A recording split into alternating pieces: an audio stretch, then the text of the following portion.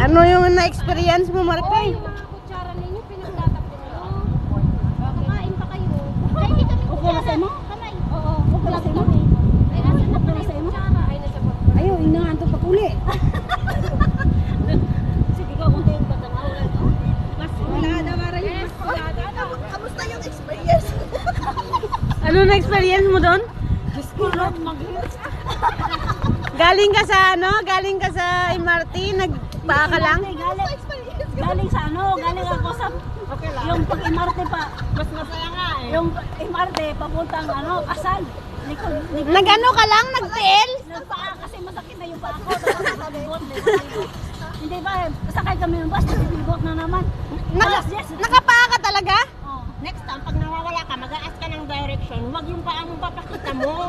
yung harapan mo. Lasing nga yung Para alam, hindi yung dingding sa kayong paa mo. pumunta na ako, sabi kasi Parang gusto mong sabi, kinakawawa nyo ko, tingnan nyo, nakapaa na ako. kasi sabi ng ano, exit B. wala kaming sinabing exit. Hoy, Jay! Yung ako doon sa ano, doon sa information. Sabi, baba ka. excuse me, bakit ka kasi nagtanong sa information na nagsabi nyo sa GC na exit G? Hindi ko makita eh. Basta, Bakit kang marami?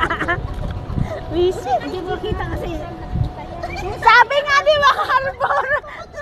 Nagulat ako na sa harbor ko. Ngayon, sabi Sa lain mong dala, dagan lang isa dyan daw. Hello? Ay, ako nga, nabi ako damit, ano, tanaw na ako damit to. Sabi niya sa